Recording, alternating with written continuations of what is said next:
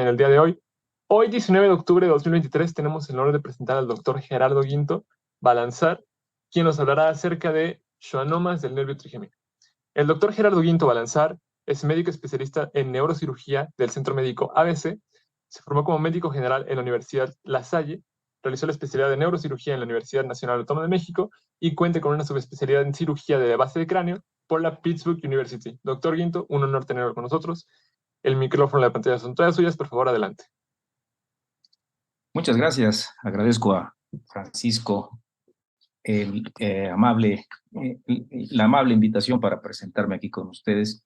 Realmente es un honor poder compartir con las nuevas generaciones. Siempre me ha gustado el transmitir lo que uno ha aprendido a lo largo de estos años en esta carrera que es la cirugía, la neurocirugía y en particular la cirugía de la base del cráneo que me apasionan. De los últimos 30 años me he dedicado a ello.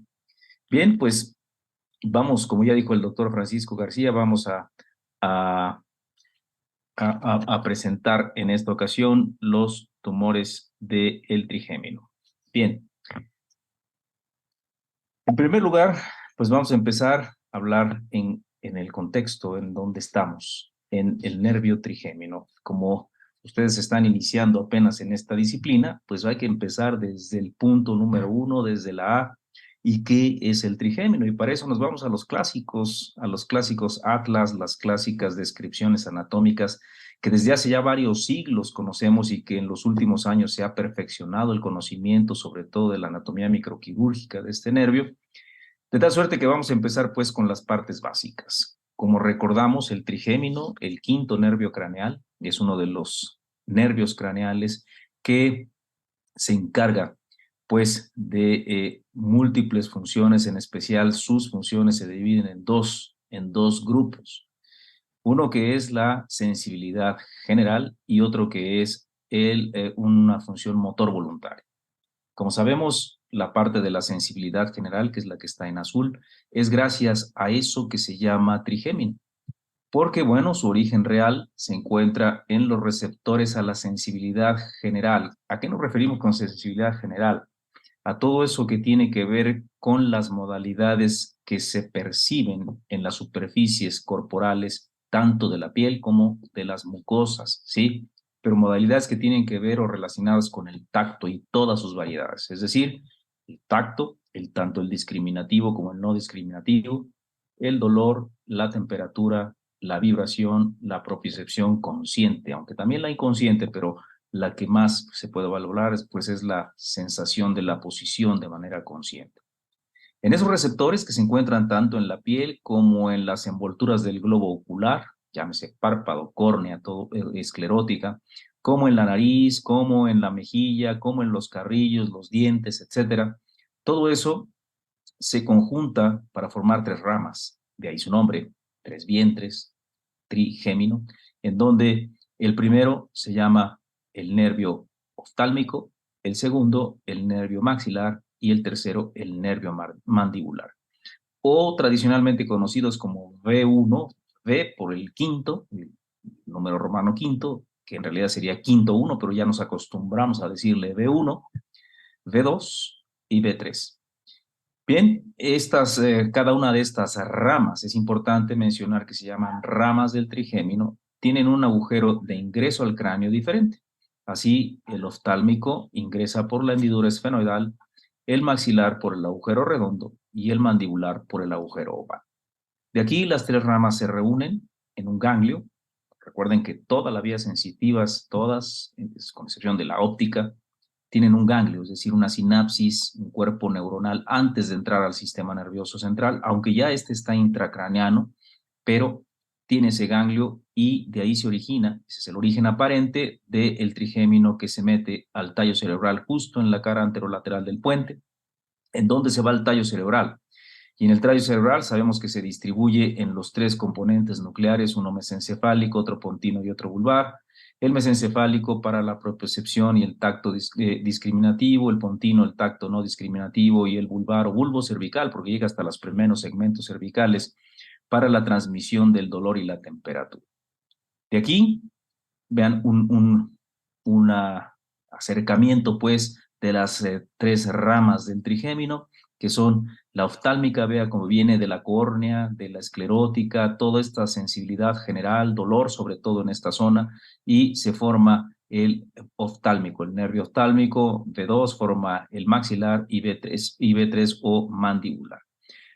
Esta es una vista de la órbita, en donde podemos observar aquí las ramilletes del nervio oftálmico, ¿sí? Que después, más adelante, va a salir de la órbita por esta escotadura, que es la escotadura supraorbitaria, para dar la inervación sensitiva de aquí de la frente y de la ceja. Sí, esta es referencia importante cuando hacemos craniotomía, sobre todo órbitocigomáticas, que quitamos la órbita y tenemos que preservar este componente o esta rama terminal de la oftálmica, que es el nervio supraorbitario. Pero la mayoría de él viene entonces de las envolturas del globo ocular. La rama maxilar, ¿sí? Antes llamada maxilar superior, ya se ha tratado de quitar ese término superior e inferior, sino simplemente maxilar es arriba, mandíbula es abajo, de tal suerte que el maxilar recoge toda la información de esta misma sensibilidad general de la mucosa nasal, del carrillo, de los dientes en la arcada superior, de la maxila en la parte anterior y la piel de la mejilla. Todo esto lo recoge esta rama y va también del nervio infraorbitario. Aquí está un nervio infraorbitario, entra al canal infraorbitario y forma parte del tronco principal que pasa por la fosa pterigopalatina. Hay un ganglio ahí, no hace sinapsis en ese ganglio. Recuerden que solamente hace sinapsis en el ganglio de Gasser. El ganglio pterigopalatino sirve para la sinapsis ahí en el nervio petroso mayor, que es el que va a la lágrima. Pues entonces va de este ganglio, se dirige hacia adentro y se introduce al cráneo por el agujero redondo, como ya quedamos. Vean aquí un aspecto lateral en realidad, cómo se observa ese nervio maxilar, ¿sí? Entrando por dos agujeros, vean.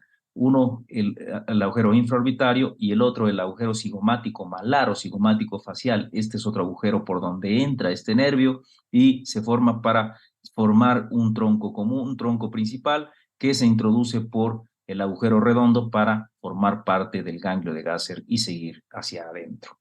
Y finalmente, la rama mandibular, que es la que recoge la sensibilidad general, repito, dolor, temperatura, tacto, vibración, etcétera, de la lengua, ¿sí? De la lengua, del pelo de la bóveda palatina, del piso de la boca, de la arcada dentaria inferior, solo de la parte anterior de la lengua, porque recuerden que la parte posterior, esa variedad sensitiva la recoge el glosofaringio, pero bueno, la mayor parte de lo que me refiero a la parte anterior y de toda la mandíbula y la arcada dentaria inferior lo recoge esta rama que forma el nervio mandibular, que se introduce al cráneo a través del agujero oval y va a formar también parte del ganglio de Gasser.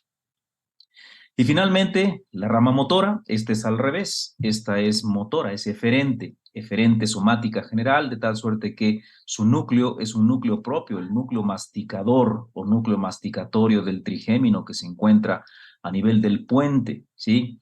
Este núcleo tiene conexión supranuclear en los dos lados de la corteza, de tal suerte que la información de la masticación parte de la corteza motora de uno y de otro lado, de tal suerte que es difícil que se pierda esta función, aún en infartos cerebrales unilaterales extensos, ¿sí? Sí se puede perder de un lado, obviamente, si uno lo corta distal, es decir, en la parte que está extra sistema nervioso o extra tallo cerebral.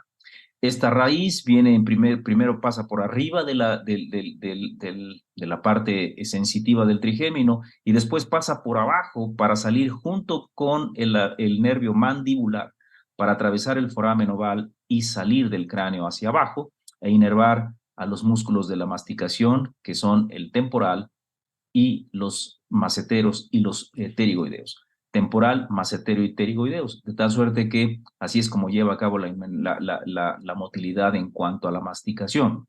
Aquí tomo este esquema para mostrarles tridimensionalmente, pues, cómo está organizado estratégicamente esta raíz, ¿sí? Que, repito, va siguiendo a la raíz V3, claro, en sentido opuesto, porque V3 es aferente y esta es una rama eferente. Vean un detalle visto desde atrás, desde la fosa de la fosa infratemporal, para ver cómo el trigémino también manda una rama al tensor del tímpano, o sea, es parte de los protectores del tímpano que se activan cuando hay un sonido muy intenso para que el tímpano no se dañe. También inerva el vientre anterior del digástrico, vean el vientre anterior del digástrico, músculos del cuello, forma parte de los músculos del cuello, y también el tensor del velo del paladar, vean también el velo del paladar se tensa gracias a esta ramita motora. Todo esto se los menciono para saber qué le van a decir a su paciente si es que se tiene que sacrificar esta raíz motora una vez que se quita un tumor en esta localización. Y si lo vemos en el cadáver, sí, estas imágenes son espectaculares del doctor Roton, que desde hace ya años nos impactó con estas descripciones anatómicas brillantes, en donde podemos analizar aquí la anatomía microquirúrgica de esta región para que me comprendan cómo está. Esta es la órbita del lado derecho, ¿sí? Aquí está el globo ocular, la glándula lagrimal, los músculos, el elevador del párpado, recto superior, recto lateral, etcétera, los de la órbita. Y lo que nos toca en cuestión ahorita es esto de aquí, que es el nervio trigémino. Vean, aquí están las tres ramas, V1, V2 y V3. La rama motora no se alcanza a distinguir bien aquí, pero sabemos que viaja con la rama, con la tercera raíz del rama del trigémino, y cada una de las ramas entrando por distintos orificios. La hendidura esfenoidal, por aquí también salen el tercero, el cuarto y la arteria oftálmica, y vean cómo viene perdón, el nervio óptico y la arteria salen por el agujero óptico, pues sale lo que es B1, el tercero, el cuarto y el sexto, perdón, y además la vena oftálmica que pasan por ahí, y claro, la primera raíz del trigémino, como ya habíamos dicho, hendidura esfenoidal. Después, agujero redondo, por donde entra B3, B2, y agujero oval por donde entra B3. Y vean el ganglio de Gasser. En ganglio de Gasser, una serie de fibras que se encuentran ahí distribuidas de manera radiada para después volverse a unir para penetrar a la fosa posterior a través del cabum de Meckel, o del agujero, mejor dicho, el agujero trigeminal. El cabum de Meckel no es más que una bolsa que forma la dura madre al ganglio de Gasser, a esta raíz del ganglio de Gasser, para envolverlo y protegerlo, ¿sí? Importante aquí es mencionar dos conceptos anatómicos que es de destacarse. Estas quedamos que son las ramas del trigémino, y estas de atrás son las raíces del trigémino. Vean cómo aquí se deshilachan, ¿sí? Aquí ya no se identifica un B1, B2 y B3, se deshilachan y por eso se llaman raíces del trigémino. Esto es importante porque hay tumores, schwannomas, que nacen en las ramas aquí, y hay tumores que nacen en las raíces. Eso lo vamos a ver a continuación. Y finalmente un acercamiento pues más esquemático aquí, que muestra las raíces que les decía, las raíces del trigémino entrando a la cara anterolateral del puente, y las ramas B1 que está disociada ahí con ese disector. Vemos está desplazada hacia abajo en realidad para ver el seno cavernoso. Si yo desplazo el trigémino hacia abajo, voy a ver el seno cavernoso. Ahí está. ¿Cómo sé que es el seno cavernoso? Esta es la porción horizontal de la carótida, ¿sí? Este es el sexto nervio craneal. Este es el ligamento petrolingual, la porción, el lacerum de la carótida, la porción petrosa. Vean cómo al bajar B1, ¿sí? Se aprecia completamente la porción horizontal. Aquí está el sifón carotidio y aquí está la parte horizontal de la carótida. B2 entrando por el agujero redondo y B3 por el agujero oval. Bueno, pues ese es el contexto anatómico. Y vámonos ya a entrar en materia. Entonces, los schwannomas del trigémino se llaman schwannomas porque se originan en la célula de Schwann o de Schwann. La célula de Schwann es, ustedes saben, la que produce mielina en el sistema nervioso periférico, ¿sí? En el central, pues son los oligodendrocitos. En el sistema nervioso periférico es la célula de Schwann. O sea, el único componente celular de estos tumores son las células de Schwann. Por eso se llama schwannoma. Cuando además de la célula de Schwann forman el tejido conectivo del endoneuro, perineuro, epineuro, etcétera, forma parte del tumor, ya no se llama schwannoma, se llama neurofibroma.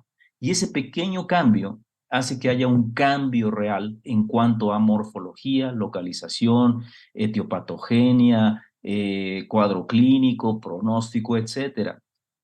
Es más benigno un neurinoma que un neurofibroma. Benignos son los dos, pero digamos que son más rebeldes los neurofibromas, más fáciles de recidivar.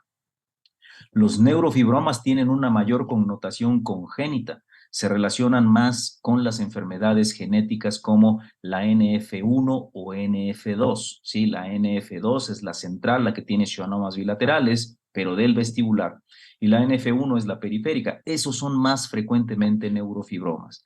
Los schwannomas son los tumores aislados, ¿sí? Como el schwannoma vestibular, que es la localización más frecuente, y la segunda localización en frecuencia de los schwannomas intracraneanos es precisamente esta, la de los schwannomas del trigémino. Y los podemos clasificar, hay muchas clasificaciones, van a buscar en la literatura muchísimas clasificaciones de los schwannomas. La más práctica es la que uno puede recordar más, y que son simplemente en dos grupos. Un primer grupo, que son los schwannomas que nacen en las raíces del trigémino. Ya dijimos cuáles son las raíces. Y este es el típico tumor que crece hacia adelante, que crece hacia el seno cavernoso, se estrecha a nivel del poro trigeminal, vean cómo tiene una estrechez a nivel del poro trigeminal, y vuelve a crecer en el seno cavernoso. Por eso da esta imagen como de muñeco de nieve o de dumbbell o de pesa de gimnasio, ¿sí? Esto es característico, como lo vamos a ver en las imágenes de casos a continuación. Esos, ya después de aquí, se pueden desplazar hacia adelante, hacia un lado, hacia atrás, etcétera, pues ser gigantes, como lo vamos a ver. Pero este es el inicio. Así, con esta morfología, nace. Los de las ramas, ¿sí? No de las raíces, de las ramas, o sea, de B1, B2 y B3, van a ser habitualmente extracraneales, ¿sí? Y así, los que nacen en B3, en las inmediaciones del agujero oval, nacen hacia abajo. Los que nacen en B2 se van hacia la fosa pterigomaxilar, ya vimos por qué. Y los que nacen en B1 se van hacia la órbita y la cara. Entonces, es muy diferente tratar un schwannoma del trigémino de las raíces y un schwannoma del trigémino de las ramas del trigémino. Son más comunes en los adultos las de las raíces. En los niños y sobre todo en la neurofibromatosis son más comunes en las ramas. Y repito, aquí en las ramas es más común los neurofibromas, sobre todo en la neurofibromatosis. Con esto les voy a decir en qué baso lo que les voy a mencionar. En este periodo, vean, de 94 al 2021, tuve la oportunidad de operar 34 schwannomas del trigémino, lo cual quiere decir que no son tan frecuentes, porque yo en ese entonces trabajaba en el Centro Médico Nacional Siglo XXI, un centro muy reconocido a nivel nacional e internacional de referencia de pacientes que tiene una población de casi 10 o 15 millones de habitantes, sí, un poco más, quizá unos 20 millones de habitantes, y aún así, solamente en 30, bueno, sí, digamos 27 años, 26 años que estuve ahí, tuve la oportunidad de operar solo 34 casos. O sea, en realidad no es una lesión muy frecuente. Claro que su enfoque quirúrgico es muy parecido a otras lesiones de la base del cráneo, pero es importante pues conocer los aspectos imagenológicos, clínicos y terapéuticos de esta lesión. Vean las edades, promedio de edad de la quinta década de la vida y un predominio discreto en hombres, pero sin que haya una diferencia realmente estadística con significancia estadística. Y vamos a los ejemplos. Bueno, me faltó decir el cuadro clínico, no apareció una imagen ahí. El cuadro clínico de estos tumores habitualmente tienen que ver, obviamente, con las funciones del trigémino. Y van desde la hipoestesia, que puede ser hipoestesia de toda la cara, o la hipoestesia de alguna de las ramas B1, B2 y B3, o lo contrario, lo que puede haber es neuralgia del trigémino, porque a veces son pequeños e irritan la raíz o la rama antes de dar manifestaciones clínicas y dan neuralgia del trigémino. Esos son el cuadro clínico característico de estos schwannomas. Y la tercera posibilidad es que sean asintomáticos, que aún bolotas grandes o tumores enormes, el paciente no manifieste absolutamente signo o síntoma alguno. Y se hacen la resonancia por otro motivo, por cefalea o por parte de un check-up, se hace una tomografía y ahí es donde aparece la lesión. Y finalmente otras manifestaciones inespecíficas como pueden ser pues cefalea, crisis convulsivas, algunos pacientes los llegan a tener y el déficit funcional de otros nervios, llámese del nervio facial, nervios oculomotores, nervio vago, glosofaringeo, son mucho menos frecuentes y estos ocurren en tumores más grandes. Ahora sí, vamos a los ejemplos, porque el manejo quirúrgico es el de primera elección. Si bien se ha mencionado la radiocirugía que puede tener un efecto terapéutico en los tumores, pero la radiocirugía pues no quita el tumor, solamente lo que hace es frenar su crecimiento en el mejor de los casos, tiene indicaciones precisas y merece una clase aparte. Pero bueno, yo me voy a enfocar en el manejo quirúrgico. Les voy a mostrar el primer ejemplo. Una paciente femenino de 62 años, 65 años, la cual acudió con nosotros con neuralgia del trigémino del lado izquierdo, específicamente a nivel de la región mandibular. Ahí tenía la neuralgia y al hacer los estudios de imagen se ve esta pequeña bolita que ven ustedes aquí.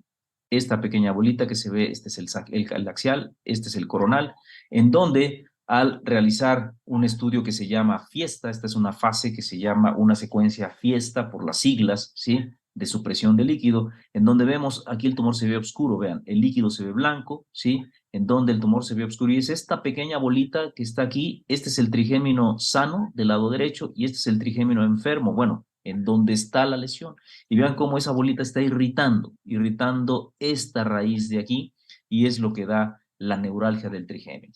Si bien se podría aplicar aquí radiocirugía, pero la radiocirugía no tiene un efecto inmediato en controlar la neuralgia, se tiene que esperar 6 a 8 meses para que esto suceda y además tiene mucho riesgo de generar una anestesia dolorosa en estos pacientes. Por eso se le propone la cirugía a un tumor tan pequeño, pues estaba dando síntomas y en este caso lo que hacemos es una cosa que se llama abordaje transpetroso anterior. ¿En qué consiste? Brevemente se los voy a explicar. Colocamos al paciente en posición de cúbito dorsal, rotamos discretamente la cabeza en donde hacemos una incisión frontotemporal con extensión preauricular y hacemos una craneotomía terional, una craneotomía frontotemporal. Y accedemos a la región del trigémino por vía extradural, completamente extradural, ¿sí?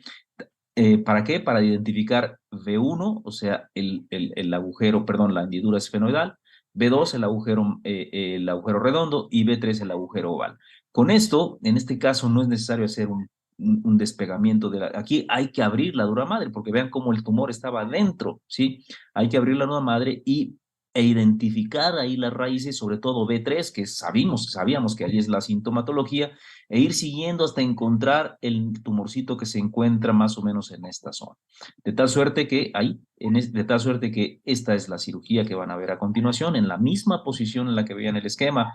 Esto es B3, ¿sí? Y empezamos a hacer ese despegamiento de la membrana dural del cábul cábul de Meckel. No se necesita hacer un gran despegamiento, pero sí exponer completamente B3, sobre todo, es esta B3, ¿sí? Para poder B3, B2, no se necesita hasta B1. Este es un triángulo que se llama triángulo de Kawase, que no es otra cosa más que el ápex petroso. Una vez expuesto esto, hay que abrir la dura madre. Abrimos la dura madre para entrar completamente. Allí está el trigémino, vean B3, y nos guiamos por esto para ver el tentorio. Aquí está el tentorio y aquí está el seno petroso superior y aquí está el nervio trigémino, el tronco con B3 aquí. Entonces, vamos a abrir el tentorio, pero para abrirlo hay que coagular y cortar el seno petroso superior. Al coagular y cortar el seno petroso superior ya queda comunicado el poro trigeminal, o sea, el agujero del trigémino hacia la fosa posterior. Y vean cómo quitando ese seno, podemos ver ahí el trigémino en su entrada al cerebro, al cráneo, aquí lo vemos. Y aquí empezamos a buscar el tumor. No hay nada en esta zona, en esta esquina, entonces hay que ir siguiendo. Estas son las raíces del trigémino que ya habíamos visto y vamos hacia las ramas. Y aquí aparece, vean el tumor, justo en donde habíamos dicho por como analizamos los estudios de imagen. Entonces, procedemos a disecarlo lo más distal posible para encontrar la parte distal de la raíz B3 y estimulamos para ver que tenga otras raíces motoras de la masticación y no dejarla sin la masticación a la paciente. Y procedemos entonces a hacer la resección del tumor. Vean cómo cortamos distalmente aquí la raíz de B3 para liberar el tumor de manera completa, ¿sí? Entonces, aquí, y disecamos el tumor completamente y esta es la raíz. Vean la raíz de dónde viene, ¿sí? Que es parte de la raíz motora y estaba irritando a la raíz sensitiva aquí, por eso daba la neuralgia, pero aquí está completo el schwannoma, es el schwannoma más pequeño que me ha tocado operar y cortamos lo más proximal posible a esta raíz, que ya nos sirve para quitar la tumoración en su totalidad. Y ese es el hecho final. Vean el trigémino entrando al tallo cerebral allá al fondo, ¿sí? Cómo queda libre completamente cuando el tumor se resecó que se encontraba en esta zona. Y este es el resultado por imagen. Siempre les pongo el pre y el post en la misma imagen para que se compare, recordar cómo estaba la imagen preoperatoria, aquí el tumor, y la imagen de control comparativamente es evidente, pues que no queda tumor residual.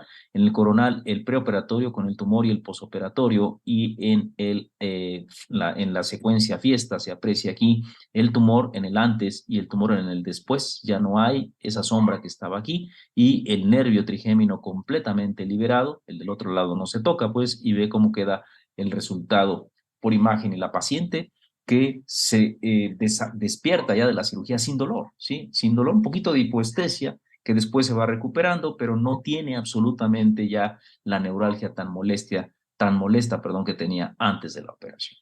Pero bueno, eso no es la historia típica de estos tumores. La historia típica es esto, lo que ya les comentaba. Todos estos son los schwannomas de las raíces del trigémino, o sea, las que crecen aquí atrás. Hemos visto las de las ramas. Estas, vean cómo el patrón de crecimiento, ya lo comentamos, crece en la fosa posterior, después tiene una estrechez a nivel del poro trigeminal, después se vuelve a expandir en la pared lateral del seno cavernoso y es lo que da la imagen de 8, de muñeco de nieve o de pesa. Entonces, esta imagen es la típica de estos schwannomas. Si bien se pueden operar en un solo tiempo quirúrgico por aquí por delante, pero bueno, a veces es más difícil quitar esta parte posterior y tiene uno que hacer una apertura muy amplia de la dura madre en esta zona. Hay otra opción de hacer esta resección, vean, en 2 tiempos, ¿sí? En 2 tiempos mediante 2 cirugías muy comunes, ¿sí? Como les decía, puede ser un transpetroso anterior, ¿sí? Y así quitar esta porción en una sola oportunidad. O también con esto podemos entrar, les repito, con el transpetroso anterior para poder hacer la resección. O también podríamos hacer la resección a través en 2 tiempos quirúrgicos. En un primer tiempo quirúrgico lo que hacemos, o lo primero puede ser adelante o atrás, entrar al componente posterior del tumor a través de un simple abordaje retrosigmoideo, es decir, por detrás del seno sigmoideo, hacer para atrás el cerebelo y entrar a este tumor. Y en un segundo tiempo, quitar la parte del tumor que está en la fosa media a través de un simple abordaje terional, despegando el componente de la dura madre, como decíamos, en el peeling famoso de la fosa media. Vamos a mostrar la cirugía, empecemos con el retrosigmoideo. El retrosigmoideo es un abordaje muy simple que consiste en hacer una incisión por detrás de la oreja, hacer una craniectomía, se quita el hueso, ¿sí? A nivel detrás de la oreja para exponer el seno transverso y el seno sigmoideo y entrar y desplazar el cerebelo hacia atrás. Este cuadrito, sí, lo hacemos más grande y lo que se trata es de exponer el seno transverso aquí y el seno sigmoideo adelante para poder abrir la dura madre y rechazar el cerebelo hacia atrás. Y esto es el procedimiento quirúrgico en donde vemos el rechazamiento del cerebelo y aparece el tumor, ¿sí? Este es el 7 y 8, el nervio facial y el vestíbulo coclear.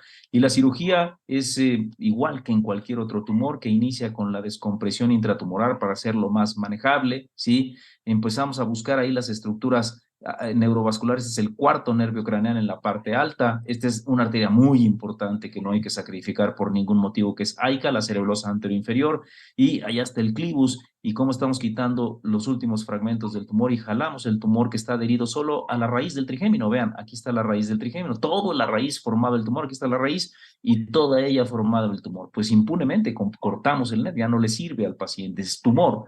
Entonces vean cómo queda el muñón ahí del trigémino y colocamos material hemostático para que ese mismo material hemostático lo vamos a ver por delante, ¿sí? Aquí estamos colocando el material adhesivo, aquí está el 9, el 7 y el 8, ¿sí? Y esto mismo nos vamos a encontrar a través de la fosa media. De tal suerte que en un segundo tiempo operamos al paciente por un abordaje frontotemporal del lado izquierdo terional, como ya lo habíamos dicho, y lo que hacemos es entrar aquí, a esta imagen que ya habíamos visto en esta misma posición. El tumor está medial a las raíces del trigémino, en realidad venía de atrás.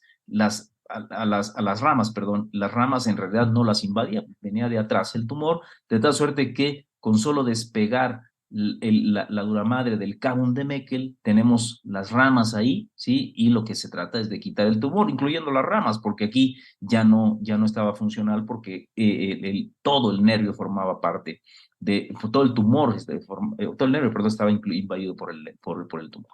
Y esta es la imagen de la cirugía. Vemos cómo empezamos a hacer el despegamiento de esta dura madre del cabo de Meckel, ver B3, B2, y detrás de B3 es donde empieza a aparecer el tumor. Vean, es un aspecto muy parecido al que veíamos en la fosa posterior.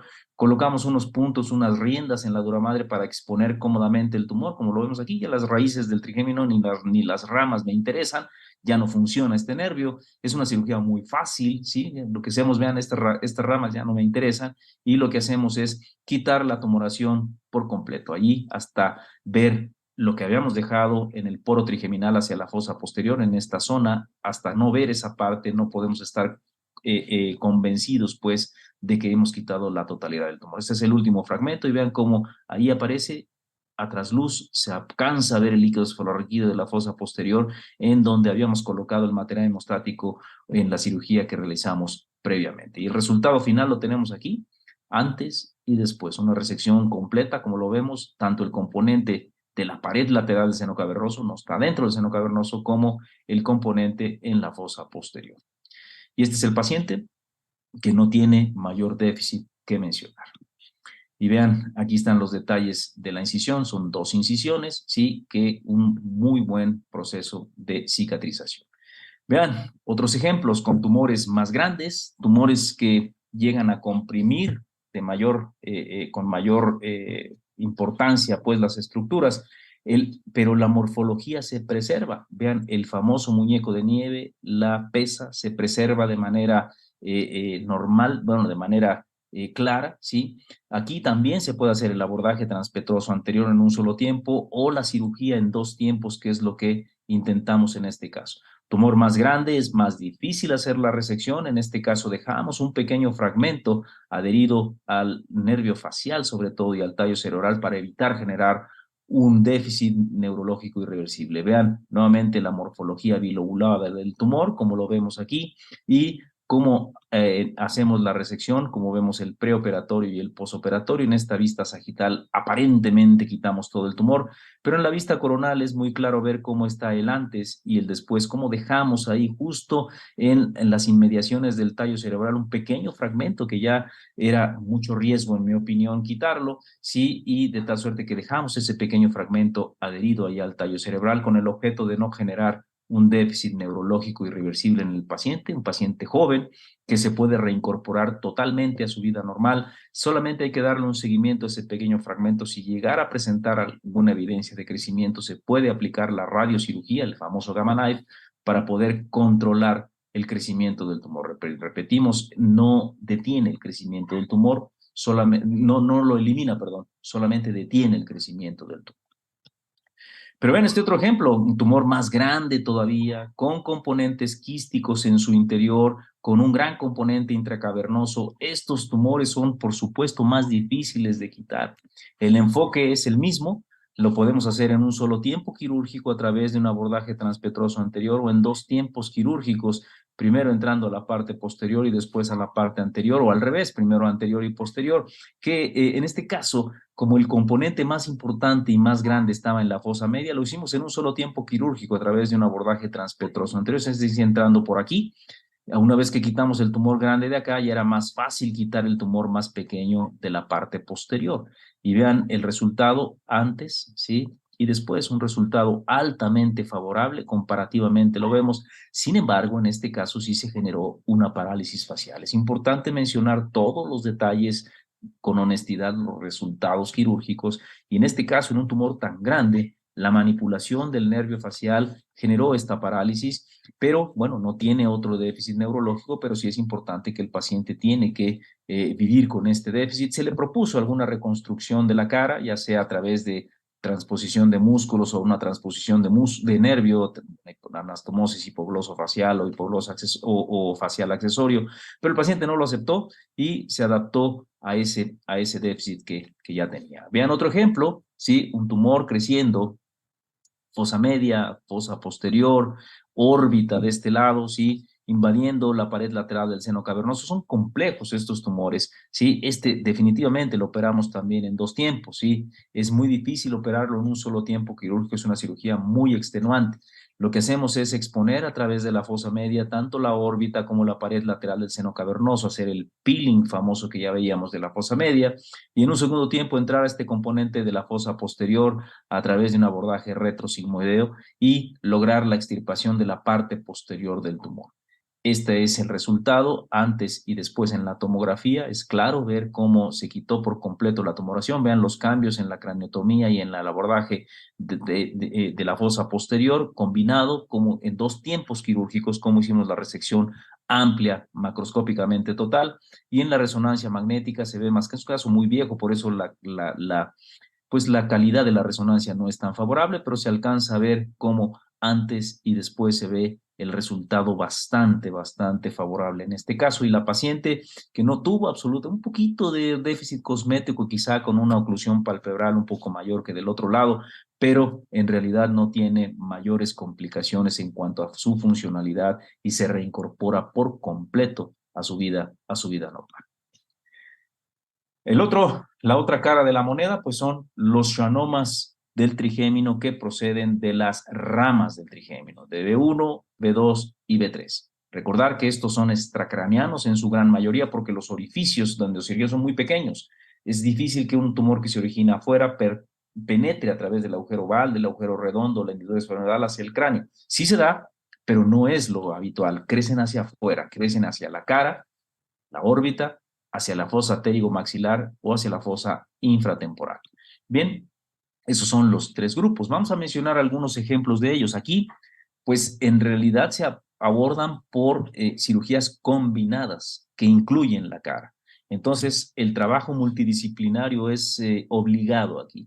Trabajar con un cirujano plástico para que tenga un resultado cosmético adecuado, un oftalmólogo, cirujano de órbita sobre todo, para que la funcionalidad sobre todo del nervio óptico y los oculomotores, se preserve al máximo, o algún cirujano de cuello cuando se van sobre todo a la fosa infratemporal en el espacio pterigomaxilar o retromandibular.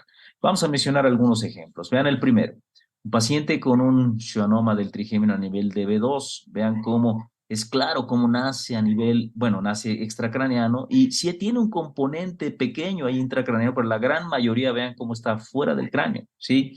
¿Cómo quitar este tumor? Con un abordaje órbito-cigomático, es decir, hacer una craniotomía frontotemporal, quitar la órbita y el arco cigomático esta es la posición, una incisión frontotemporal, y la clave pues es quitar la órbita, vean, la órbita, el anillo orbitario, el arco cigomático, y en este caso quitamos la raíz del arco cigomático para exponer, después de una craniotomía frontotemporal, se expone por completo aquí la órbita, vean, y el tumor estaba aquí, justo aquí, es muy fácil quitarlo ya con una exposición tan amplia, el trabajo es predominantemente extradural, con lo cual se puede extirpar la totalidad de la lesión, como lo vemos aquí en el estudio de control, siempre comparativo arriba. Ahora puse el preoperatorio en el corte axial, comparativamente vean cómo no existe evidencia de tumor residual en el corte coronal, también se aprecia que la resección tumoral fue completa. El sagital no es tan demostrativo, y el paciente que no aceptó tomarse una fotografía de su cara, de tal suerte que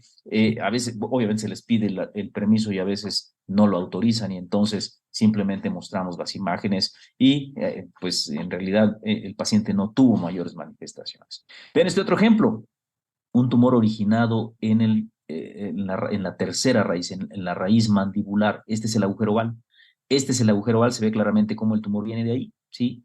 Un tumor enorme. Esta paciente se quejaba simplemente de disfonía y disfagia por la oclusión que esta gran masa en la fosa infratemporal, se llama fosa infratemporal, lo que está por abajo del hueso temporal, medial a la mandíbula. Vean, esta es la raíz ascendente de la mandíbula, ¿sí? Entonces está metido en ese espacio que es silencioso clínicamente, y en la resonancia, por eso alcanzan estas dimensiones, se ve esta tumoración multiloculada.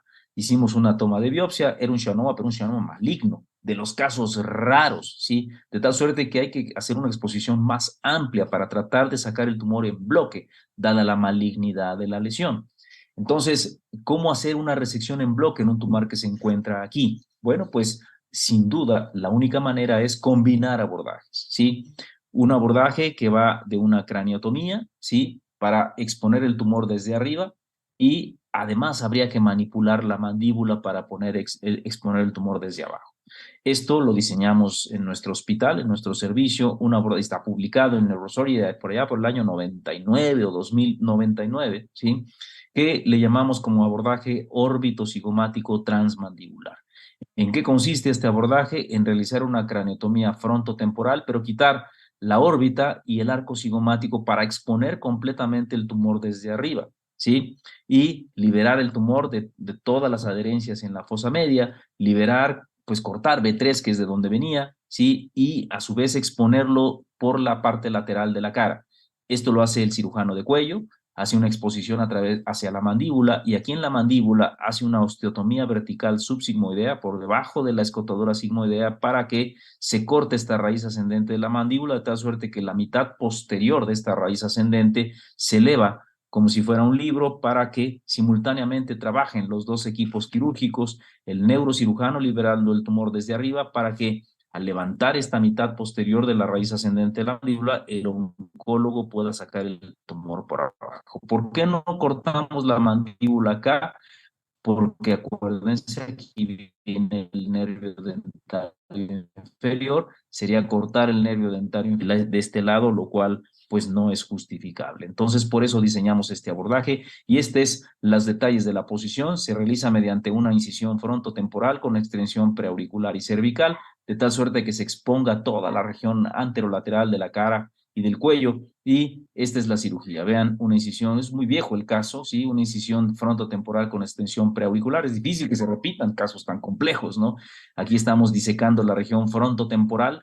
Este es el músculo temporal, se secciona la aponeurosis superficial del músculo temporal para proteger el nervio facial que pasa por ahí. Exponemos el arco cigomático, exponemos desde la raíz hasta la órbita para dejar libre la raíz, perdón, el arco cigomático y la órbita. Desinsertamos el músculo temporal como lo hacemos en cualquier craneotomía y exponemos aquí la región frontotemporal, ¿sí? Para hacer una craneotomía frontotemporal. Posteriormente, regresamos el músculo a su posición inicial para hacer la osteotomía orbitaria, aquí con esta sierra oscilante, el corte en el reborde orbitario, otro corte en la raíz del arco cigomático y un tercer corte a nivel del malar. No se ve ese corte en el malar, ¿sí? Y con esto quitamos la barra órbito-cigomática. Esta barra órbito-cigomática la retiramos, ¿sí? Y ahora, ¿con qué objeto? Con que el músculo temporal pueda descender lo que más se pueda y exponer la parte alta de la fosa infratemporal a través del cráneo.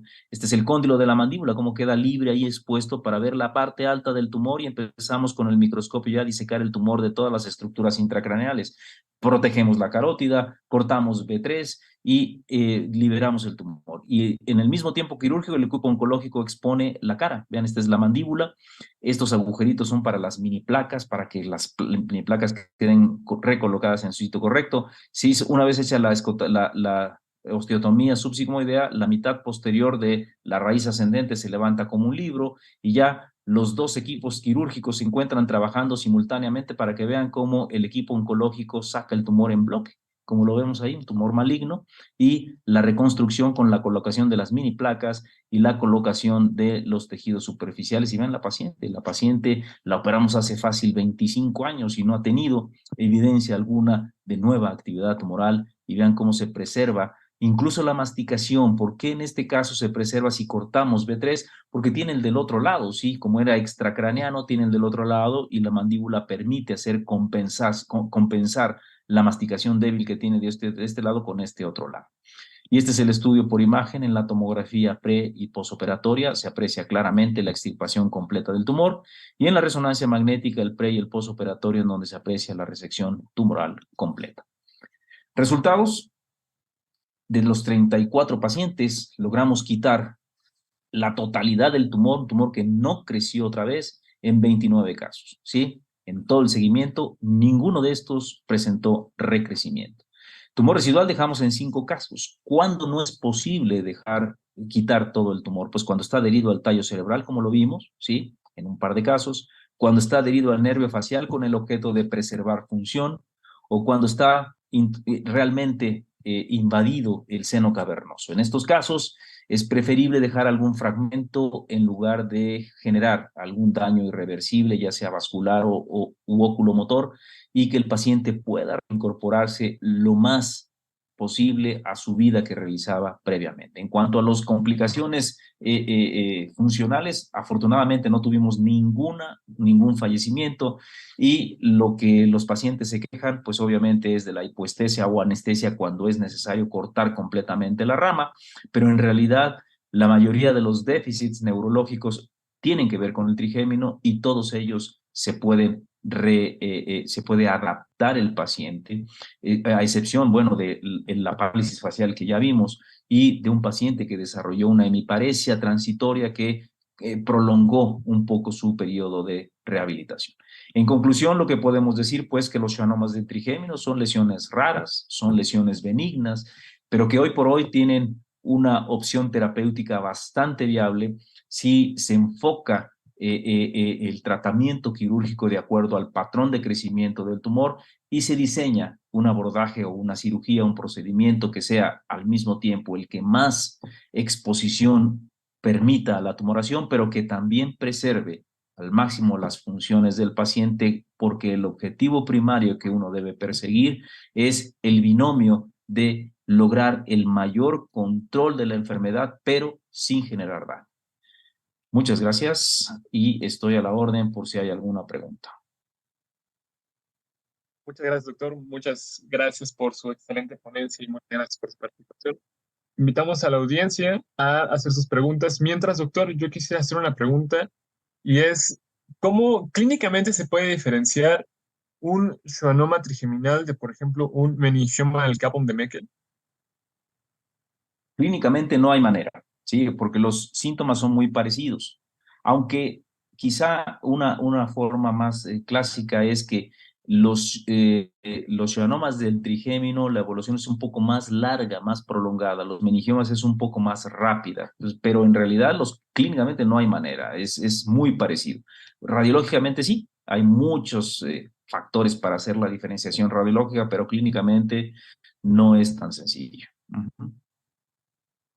Gracias, doctor. Y respecto a la causa, ¿podría decirnos una remembranza acerca de la etiología posible de los schwannomas trigeminales? Se desconoce, ¿eh? Lo único que sí está demostrado, repito, es cuando son enfermedades genéticas. En el caso de la neurofibromatosis tipo 1, que es el que más comúnmente se relaciona con neurofibromas, y de los neurofibromas, la realidad plexiforme. Si ustedes buscan el neurofibroma plexiforme, es casi patognomónico de neurofibromatosis de tipo 1, ¿sí? Ahí sí hay un franco componente genético, las famosas manchas café con leche, y que sabemos que es un patrón de herencia autosómico dominante, es decir, cada paciente que lo padece, si se casa con alguien que no es portador, en cada embarazo tiene el 50% de posibilidades de heredarlo, ¿sí? Ahora, si se casa con alguien bueno, no hay portadores, pues porque tienen la enfermedad, el 100% de la descendencia lo va a tener. Es el único factor. En lo demás, ni el tabaquismo, ni el hábitos dietéticos, ni el estrés, no se ha encontrado, ni los celulares tampoco, no se ha encontrado ninguna relación. Gracias, doctor. ¿Alguna otra duda? Por el momento me parece que no hay dudas de mi parte. Mi compañero Lucero tiene la mano levantada. Lucero, por favor, adelante.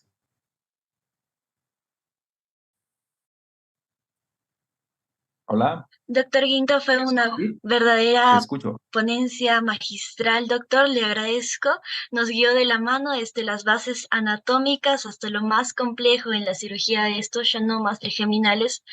Doctor, yo quería preguntarle cuál es la complicación más prevenible, por así decirlo, en estos pacientes y cuáles son sus consejos de oro, sus tips para manejar estos pacientes. La complicación más temida, te voy a decir primero, la que uno más miedo le tiene en estos tumores es la combinación de una parálisis facial con un déficit del trigémino. ¿Por qué? Porque se pierde el ojo prácticamente, porque recuerda que el reflejo corneal tiene la aferencia por el trigémino y la eferencia por el facial, o sea, sentimos el dolor y cerramos el ojo, ¿sí? Si no tiene este reflejo, el paciente no va a poder cerrar el ojo y no va a sentir que tiene una basura ahí en el ojo. Entonces la córnea se pierde en casi el 100% de los pacientes y de eso genera una oftalmía y acaban el paciente perdiendo el ojo. Esa es la más temida, ¿sí? No combinar el déficit del facial con el trigémino. Es una combinación terrible, ¿sí? Y la más frecuente aquí, como son tumores habitualmente que se abordan por vía extradural, es la fístula del líquido cefalorraquídeo, que uno no cierre muy bien la dura madre y que se comunique con los senos paranasales y entonces el paciente tiene fístula nasal o por el oído o por la boca, inclusive a través de la trompa de Eustaquio, ¿no? Entonces esa es la más común. Pero actualmente hay muchas medidas para evitarlo, ¿sí? Esto hace 20 años era común, pero hemos aprendido muchísimas cosas en la cirugía moderna de la base del cráneo. Muchísimas gracias, doctor. Excelente ponencia. Muchas gracias, doctor. A la orden. Hay algunas preguntas y doctor Guinto, tengo otras preguntas. Uno, en el caso de un schwannoma del quinto, en donde no se puede sacar todo el tumor, ¿la radioneurocirugía se puede utilizar como tratamiento coadyuvante? Sí, la respuesta es sí, definitivamente sí. Cuando uno no tiene dudas de poder quitar todo el tumor, hay que dejar un fragmento pegado al tallo cerebral, pegado a la carótida, a la basilar, a algún nervio craneal funcional. Y ese fragmento pequeño es el terreno óptimo para la radiocirugía. No el tumor sote grande, porque no le va a hacer nada a la radiocirugía, sino el tumor pequeño residual es una excelente adyuvancia para esos casos. Totalmente de acuerdo. Ujú. Gracias. Segunda pregunta. En caso de schwannomas de otro nervio craneal, ejemplo el facial, ¿cuál será la sintomatología? Bueno, el schwannoma más común es el vestibular, ¿sí? El que antes se conocía como schwannoma, neurinoma del acústico. En realidad no procede de la parte coclear del octavo nervio craneal, procede de la parte vestibular, ¿sí? Y ahí la sintomatología es hipoacusia. Estos pacientes se detectan porque empiezan a perder la audición, ya después se agregan otra sintomatología como puede ser tinnitus, como puede ser hipoestesia facial o neuralgia del trigémino también, o problemas de coordinación en los tumores más grandes o incluso hemiparesia en los tumores gigantes. El schwannoma del facial es raro, también se da, sí, pero es rarísimo y ahí la manifestación más común pues es la parálisis facial. Cuando uno ve un schwannoma con parálisis facial, hay que pensar que se trata del nervio facial y no del vestibular. Y de ahí en fuera vienen, cualquier tumor puede originar un schwannoma. Sigue el trigémino, después seguiría el vago, después seguiría el grosofaringio. Curiosamente se dan con mayor frecuencia en los componentes sensitivos de los nervios craneales. No se sabe por qué son más raros en los componentes motores. Eso no se ha determinado todavía, pero eso es más o menos la distribución, digamos, por frecuencia estadística de estos tumores, ¿no? Gracias. Y la última pregunta de mi compañero es, en el caso de tener nervio, ¿se puede hacer anastomosis con otro nervio? Perdón, no se entendió muy bien, ¿cómo? En el caso de nervios, anastomosis con otro nervio. Gracias. Híjole, no lo entiendo. ¿Está escrito en el chat? No.